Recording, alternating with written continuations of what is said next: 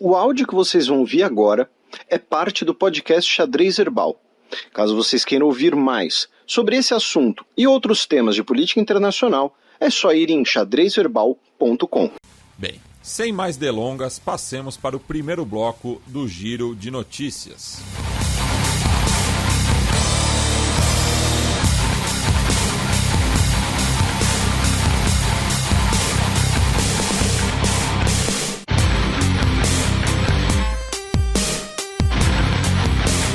Giro de Notícias.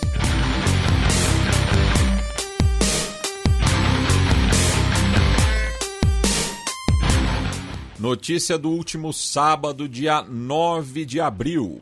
Premier do Paquistão, Imran Khan, é destituído pelo parlamento. E aqui é uma tradição paquistanesa, né, Felipe? Porque nos 75 anos de história do país, nenhum primeiro-ministro completou, né, os 5 anos de mandato. Inclusive, outra questão que infelizmente ocorre muito no Paquistão é o uso das forças armadas, né, como ator político. As forças armadas paquistanesas são muitas vezes as protagonistas da política paquistanesa. Inclusive, um deles foi assassinado. E também, né, colabora o fato de que o país durante muito tempo esteve ali no estado de guerra congelada, né, com a Índia. E por que eu estou citando isso? Porque a oposição vazou documentos, né, que mostrariam que o Imran Khan, antes do voto de desconfiança, teria pressionado a oposição, afirmando que ele usaria as forças armadas, declararia um estado de sítio para impedir o voto de desconfiança, e supostamente, as forças armadas não embarcaram na dele. E aí tivemos, então, o voto, né, que teve 174 votos a favor dos 342. Né, eram necessários 172, então teve 2 a mais. Foi basicamente 174-0, porque a ala governista boicotou a sessão de voto. Tá? Inclusive, tá, como parte dessa crise política, ainda não está tão perto de ser resolvida, 120 parlamentares apoiadores do Imran Khan renunciaram. Tá? E isso pode acabar forçando uma nova eleição geral. Tá? Seria uma manobra aí para isso, ou então realizarem mais de 100 eleições distritais. Né? Ou seja, você eleger apenas o substituto em cada distrito, mantendo então a formação do parlamento, mas isso vai demandar uma energia e um gasto gigantescos. Então a crise política no Paquistão ainda também não está tão perto assim de acabar. O substituto do Imran Khan, né, que foi nomeado pelo parlamento interinamente, é o Shahbaz Sharif, tá, que é considerado um estilo mais administrador e burocrata.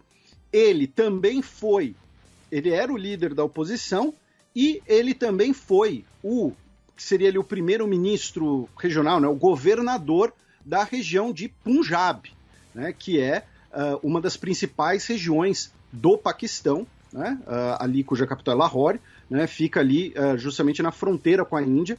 É a região que inclusive concentra a maior parte da população paquistanesa. Tá? Então ele foi governador ali de mais da metade da população paquistanesa. Então vamos ver aí os próximos cenários, se ele vai terminar o seu mandato também, como é que vai ficar essa questão das mais de 100 renúncias de parlamentares. Também no último final de semana, extremistas vandalizam túmulo de patriarca José na Cisjordânia. Pois é, né? Acho que a gente já chegou a comentar sobre esse local, né, que fica em Nablus, na Cisjordânia, que é o túmulo que, para os judeus, para alguns cristãos e para alguns muçulmanos, é o túmulo do patriarca José da Bíblia. Eu digo para alguns porque tem gente que contesta, né, que seria o patriarca José que estaria sepultado ali. Não existem evidências, digamos assim, científicas, né, para atestar isso. É uma questão mais religiosa. Tá? Mas não é essa a discussão principal aqui. O fato é um local sagrado para a maior parte dos judeus, que fica, repito, em Nablus, que é uma cidade na Cisjordânia, de maioria palestina. E o que acontece? O túmulo de José, ele fica numa região que, teoricamente, seria de jurisdição da Autoridade Nacional Palestina. Porém, desde 2000, nós temos, basicamente, ali, uma guarda militar das forças israelenses, alegando que estão ali para segurança, para impedir que o túmulo seja depredado e vandalizado. E essa é a 4ª vez que isso acontece, tá? Uma delas, especialmente, foi na Intifada de 2000, né, a segunda Intifada, que a partir de 2000 que nós tivemos essa ocupação militar praticamente permanente de forças de segurança israelenses ali.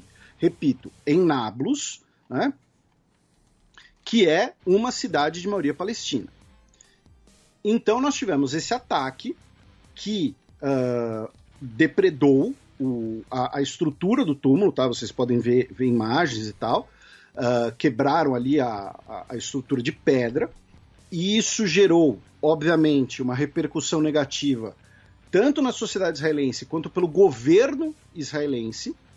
O primeiro-ministro, né, o Naftali Bennett, disse que vandalizaram um local sagrado para todos os judeus e que os responsáveis serão capturados, né? O primeiro-ministro Naftali Bennett disse isso. Então, tem 2 elementos aqui. O primeiro faz parte de uma tensão maior, envolvendo inclusive os locais religiosos. A gente falou, por exemplo, da questão dos patriarcas ali em Hebron, né, em que você tem também muitos episódios envolvendo especialmente judeus ortodoxos, enfim. E aquele cenário de diversos ataques nas últimas semanas que ocorreram em Israel, misturados à crise política israelense. Então, junto com isso, nessa semana, né, então esse ataque ao túmulo de José também acabou elevando essas tensões, e aí nós tivemos, no sábado, dia 9, uma operação das forças militares israelenses em Jenin, que deixou 2 mortos, tá? Inclusive, um deles, pelo menos, era irmão do terrorista que realizou aquele ataque em Tel Aviv, na semana passada, tá? Jenin, que é um dos maiores campos de refugiados, depois da Guerra dos 6 Dias, se não me engano, que surge Jenin, né, que Jenin é criado, e, repito, deixou pelo menos 2 mortos, um deles era irmão do terrorista que realizou um ataque em Tel Aviv.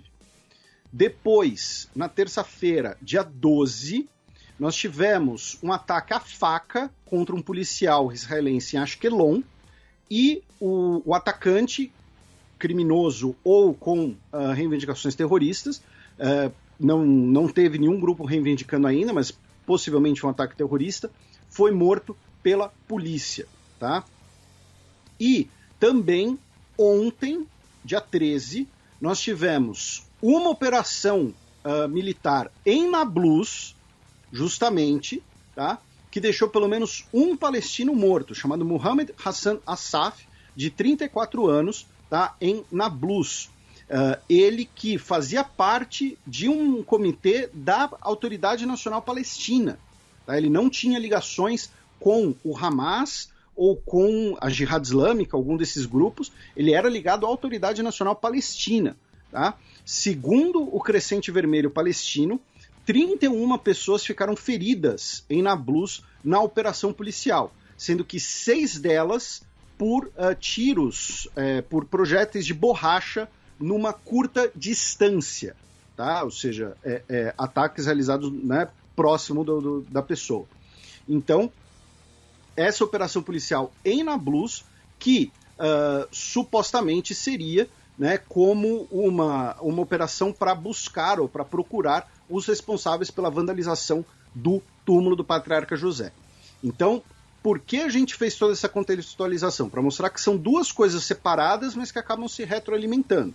Tá? O ataque ao túmulo do patriarca José tem toda uma questão envolvendo a localização do túmulo e violência sectária, junto com os atuais e recentes episódios de violência que estão também conectados à crise política do governo israelense. Tá? Então, obviamente, são coisas que parecem que é tudo a mesma coisa, mas são contextos diferentes que se relacionam. E fechando esse pequeno giro pelo Oriente Médio no último final de semana, dezenas de pessoas foram hospitalizadas no Iraque devido à tempestade de poeira. Pois é, especialmente em Bagdá, tá? As cidades de Bagdá, Erbil, na Síria, foram todas cobertas, né, por uma nuvem de poeira laranja que causou diversos problemas respiratórios. Tá? Somente em Bagdá, foram pelo menos 40 pessoas hospitalizadas devido a essa nuvem de poeira. Tá? Que, segundo o diretor do Departamento de Meteorologia do governo iraquiano, o Amer El-Jabri, ouvido pela agência France Press, disse que, embora esse tipo de tempestade de poeira não sejam raros no Iraque, têm se tornado mais frequentes nos últimos anos devido à seca e às poucas chuvas. Tá? Então, infelizmente, aí uma grande tempestade de poeira no Iraque. Notícia da última segunda-feira, dia 11 de abril. 12 pessoas são mortas em ataque na região de Darfur. Esse ataque, né, foi realizado no Sudão, né, perto ali da fronteira com o Sudão do Sul, deixou pelo menos 12 pessoas mortas num ataque de um grupo armado contra um vilarejo. E o ataque muito provavelmente foi realizado para o roubo de gado e de camelos. Né? Eu não sei se dá para dizer que camelo é um tipo de gado, né? Porque nós temos gado bovino, gado suíno, gado... Não sei se dá para dizer gado camelídeo, não sei. Né? Fica aí a reflexão para os nossos ouvintes saberão dizer. O coletivo, né? de camelo? Oi? O coletivo de camelo, no caso? Não sei. Porque tem gado, dá para dizer gado bovino, gado suíno, então não sei se dá para usar o termo gado em relação a camelos. O coletivo é cáfila. Sim, essa informação você já trouxe aqui um tempo atrás. A gente também já trouxe informação de que existem concursos de beleza com camelos. Sim. E que passam botox nos bichinhos. Pois é. Mas... E o Átila já falou, né, que já teve um coronavírus por conta de camelo. Isso, a MERS, né, que é muito pior, inclusive, enfim. Mas, no caso aqui de Darfur Ocidental, nós tivemos esse ataque por um grupo armado que teria sido uma grande operação criminosa para roubo de gado e de camelos, como parte ali de conflitos locais entre vilarejos e também, de certa forma, consequência, né, dos problemas estatais que o Sudão tem enfrentado nos últimos anos, nas últimas décadas, especialmente na sua fronteira sul, em que você tem ali uma autoridade extremamente fragmentada em grupos armados, em milícias, você não tem ali um aparelho de Estado muito funcional, por assim dizer, por conta da exploração ilegal de áreas ricas, por conta do conflito no Sudão do Sul, da violência sectária, enfim, toda uma série de questões, tá? E acaba sendo um exemplo desse problema estrutural. Passemos agora para o segundo bloco do Giro de Notícias.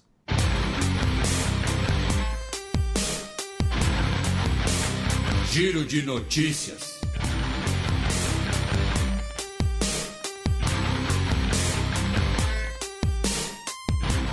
Notícia da segunda-feira passada, dia 11 de abril. União Europeia encerra parte de sua cooperação militar com o Mali.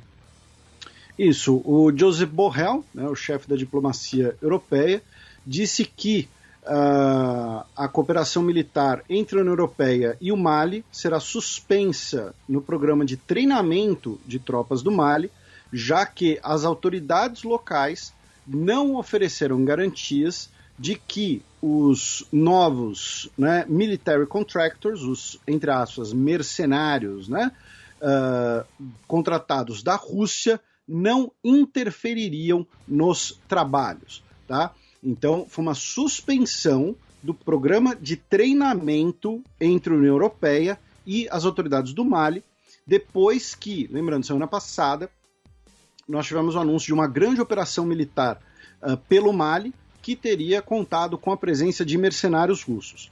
E o Ministério de Relações Exteriores da Alemanha foi mais direto e pediu, né, diretamente para que o Mali suspenda a sua cooperação com forças russas, tá? Dizendo que possivelmente grandes crimes de guerra foram cometidos contra civis no Mali e que isso é o padrão das forças russas desde a Síria. Tá? Então, já as autoridades do Mali disseram que o país valoriza todos os seus parceiros e que eles também devem, e os parceiros do Mali, devem respeitar as outras parcerias realizadas pelo país. Também no começo da semana, a Argentina suspende buscas por avião com brasileiros que sumiu. No último dia 11, a empresa argentina de navegação aérea, a EANA, né, do Ministério de Transportes da Argentina, anunciou que iria suspender as buscas pelo monomotor que carregava 3 cidadãos brasileiros que havia decolado na última quarta-feira de Acés, da cidade de El Calafate, no extremo sul da Argentina, e desapareceu na Patagônia. Tá? Então, infelizmente, as buscas foram suspensas e né, até agora não tivemos novas notícias, não tivemos registros de eventualmente sobreviventes ou se encontrar os destroços do avião. O contato foi perdido na região de Bahia Bustamante. Notícia da terça-feira passada, dia 12 de abril. A Argélia diz que Marrocos atacou o comboio de caminhões na fronteira. Pois é, a Argélia acusa o Marrocos de ter atacado esses caminhões na fronteira entre a Mauritânia e o Saara Ocidental, tá? Ou seja, na região sul. Lembrando que, no caso do Saara Ocidental, as autoridades sarauis costumam ser representadas em termos internacionais e tem como principal apoiador a Argélia. A gente falou um pouco dessas relações ano passado, entre Argélia, Marrocos e Espanha. A gente comentou, né, que a Argélia fechou o registro do gás que vai para a Espanha e passa pelo Marrocos. Nós lembramos que a Argélia e Marrocos já tiveram uma guerra na sua história, né? A Argélia passa por uma crise política bastante intensa, já tem alguns anos, né? Interna ao país. Então a gente até especulou, né, que uma guerra poderia ser ali uma saída externa para essa crise.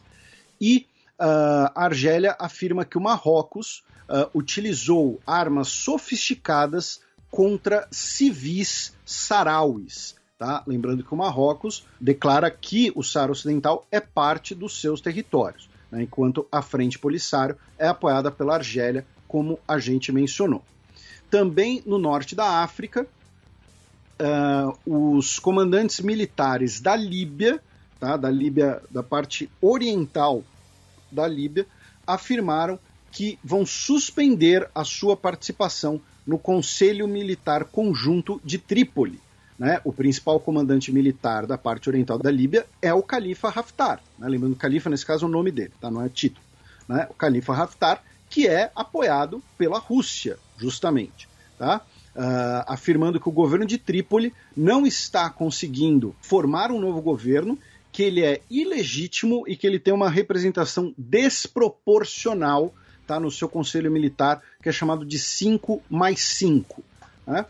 E pedindo, inclusive, que estradas que foram ocupadas por forças do governo de Trípoli sejam, entre aspas, devolvidas às forças do Khalifa Haftar. Lembrando que não temos breaking news, né, quando gravamos fora da sexta-feira, então ficamos com uma notícia de ontem, quinta-feira, 14 de abril, né, já que estamos gravando no momento às 2 da manhã da sexta-feira, dia 15. Número de mortos por enchentes na África do Sul sobe para 340 pessoas.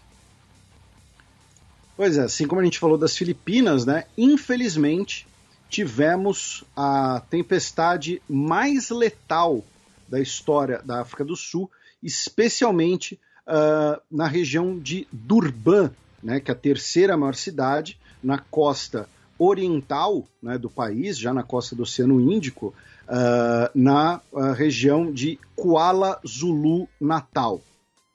Pelo menos 340 pessoas foram confirmadas como mortas, pelo menos 15 mil residências foram danificadas ou destruídas, estradas, linhas elétricas, tudo isso foi afetado, foram destruídos. O principal porto, tá, da África do Sul foi completamente destruído pelas chuvas. Tá? O governo teve que colocar tropas na rua, já que foram relatados diversos saques, depredações, enfim, todo esse tipo de coisa. Então, uma situação bastante tensa na África do Sul.